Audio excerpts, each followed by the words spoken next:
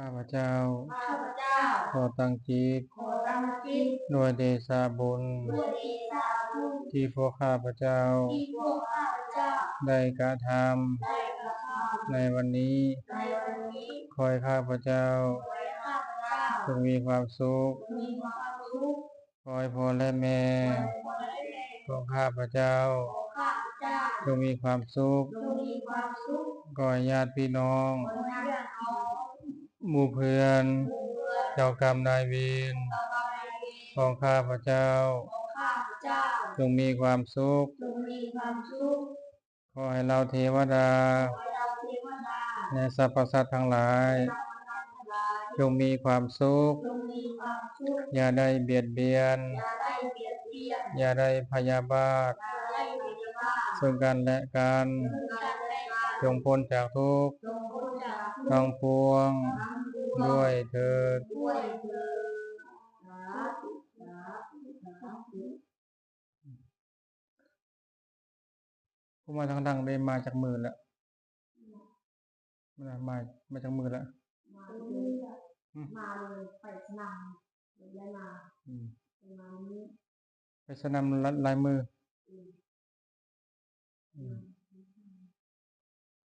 โอ้โหอย่างสนามวิสัยทั้งพูดมาโอ้วิธีนั่งสมาธิโอ้เนาะนั่งสมาธิคือนั่งหายใจอย่างนี้ลมหายใจเข้าเราก็รู้สึกลมหายใจออกเราก็รู้สึกลมหายใจเข้าเราก็รู้สึกลมหายใจออกก็รู้สึกโต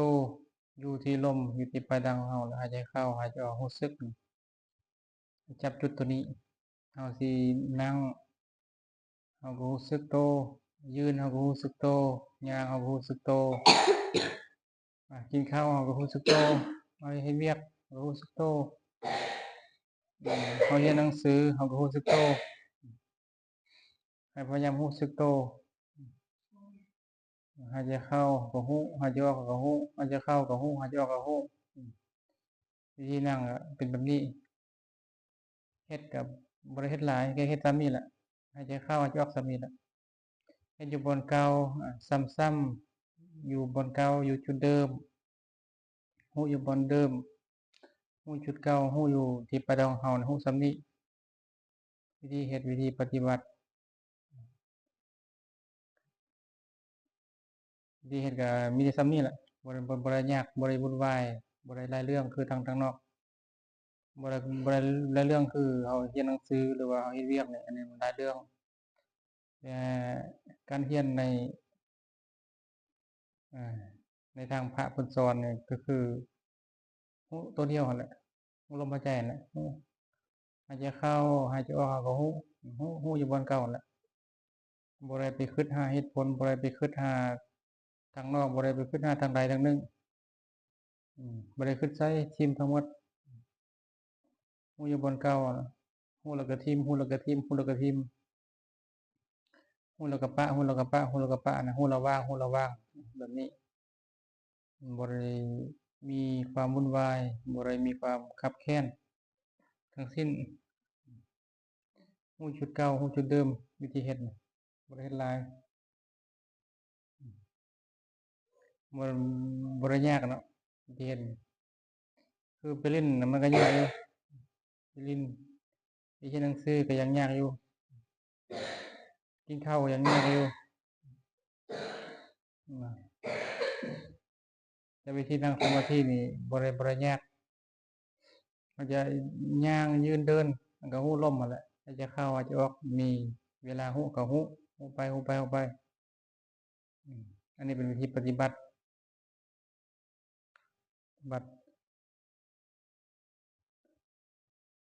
ที่ครูบาแนะนำนะถ้าเราเฮ็ดได้ก็ถือว่าดี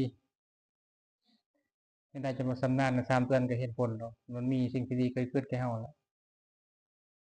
สิ่งที่ดีก็ที่เข้ามานะถ้าเราอยากได้ความดีอยากได้ความสุขก็ให้พยายามเฮ็ดนั่นแหละรู้ตัวลมหายใจของเราอย่างเดียวบ่ต้องสนอันอื่นนะพยายามมีความสุขให้เฮ็ดตัวนี้พยายามมีตัวนี้เรื่อย เขาสิไปหาทางอื่นมันก็บ่สุดดอกความสุขได้เบิ่งแล้วก็อยากเบิ่งอีกเบิ่งแล้วก็เบิ่งอีกเบิ่งแล้วเบิ่งอีกได้ฟังมันม่วนแล้วก็อยากฟังอีกอยากฟังอีกแค่นั้นได้กินแซ่บๆก็อยากกินอีกบ่อิ่มจักเทื่อเบิ่งก็บ่อิ่มฟังก็บ่อิ่มกินก็บ่อิ่มนอนก็บ่อิ่มย่างก็บ่อิ่มลิ้นก็บ่อิ่ม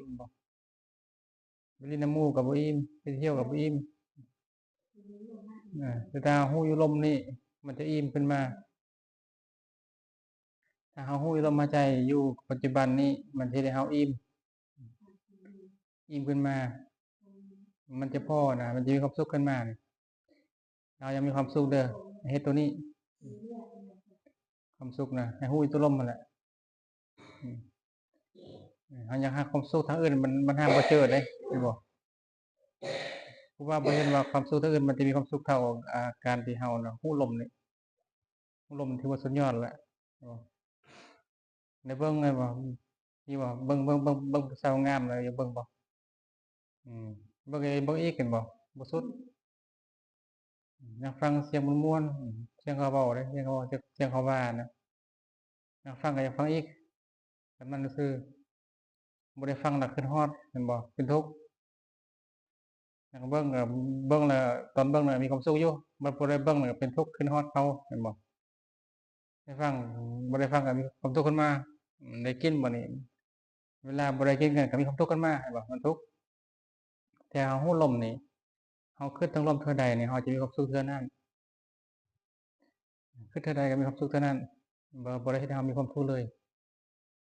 ให้ฮู้แต่ลมเด้อวิธีปฏิบัติแบบนี้เฮาอยากมีความสุขให้ฮู้ลมของเฮานั่นแหละทางอื่นความสุขมันบ่สุดกินก็กินตั้งแต่น้อยจนใหญ่บ่อิ่มจักเทื่อแม่นบ่เมื่อวานนี่กินบ่ถ้าอดกินบ่กินข้าวน่ะมื้อนี้ก็กินอีกมื้ออื่นเด้สิกินอีกมื้อใดสิอิ่มมื้อใดสิพอบ่มีมื้อพอเนาะบ่กินนี่บ่มีมื้อพอเด้กินนี่สิ่งที่บ่พอน่ะคือการกินนี่จื้อไว้เด้อเขาถามว่าอันใดที่บ่รู้จักพอคือคือการกินแม่นบ่2นี่นอนแม่นบ่เมื่อวานก็นอนเมื่อวานก็นอนมื้อนี้ก็นอนอีกบ่นอนบ่มื้ออื่นก็สินอนอีกตอนใดสิเซานอนบ่มีเนาะนอนไปเรื่อยนอนจนตายแม่นบ่นอนก็จนตายพุ่นแหละกินก็กินจนตายพุ่นแหละแม่นบ่บ่พอเด้บ่อิ่มจักเทื่อนี่1ก็กิน2ก็นอน3นี่เรื่องกามนั่นแหละเรื่องกามคุณเรื่องการได้เบิ่งหั่นแหละเบิ่งอีกก็เบิ่งอีกเห็นบ่ตาเนี่ยบ่หลับจักเทื่อเห็นบ่ต้องได้เบิ่งอีกแม่นบ่ตอนใดสิหลับตาบ่มีเนาะต้องได้เบิ่งแม่นบ่ให้บ่อิ่มเด้ได้ฟังก็อยากฟังอีกบ่บ่พอ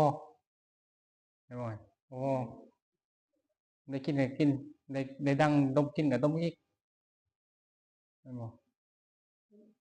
ได้คิดแล้วก็คิดอีกบ่อิ่มจักเทื่อบ่เคยอิ่มเด้อันนี้สิ่งเหล่านี้คือบ่เคยอิ่มแต่ถ้าเรารู้ลมนี่มันจะมีจุดสูงสุดมันจะมีจุดอิ่มตัวเวลารู้ลมเด้มันสิสิ้นสุดทุกข์มันสิสุดความอยากมันสิสุดเมื่อความอยากสุดแล้วทุกอย่างมันก็ดับเลยนอนก็พอกินก็พอนั่งก็พอยืนก็พอไปเที่ยวก็พอมันพอตัวมีความสุขขึ้นมาแบบนี้ถ้ายังมีความสุขให้รู้ลมเด้อให้จำไว้ตัวที่พอคือถ้าเราอยากมีจุดสิ้นสุดจุดพอนะให้รู้ลมของเราแล้วเราสิเจอทางที่มันพอถ้าเราบ่รู้ลมเนี่ยบ่มีทางว่าเจอทางที่พอเด้มันบ่อิ่มนะเห็นบ่นอนก็บ่อิ่มกินก็บ่อิ่มไปเที่ยวก็บ่อิ่มมื้ออื่นก็สิไปเที่ยวอีกไปเที่ยวหมู่แม่นบ่มื้อนั้นพาไปลินอีกลินไปแคมป์น้ำแคมป์น้ำซ้ำโดดกกไม้อยู่บ่ดำป่าอยู่บ่อิ่มไปอีก บ่อิ่มเทื่อวันนี้เฮาอยากอิ่มให้ฮู้ล่มหั่นแหละนี่ตัวนี้เป็นทางเลือกอีกระดับหนึ่งที่เราจะมีความสุขขึ้นมามื้อนี้วันพฤหัสนำมื้อนี้เนาะแล้วก็วันศุกร์ อัญชลีวันทานัตติวาอัญชลีวันทานัตติวา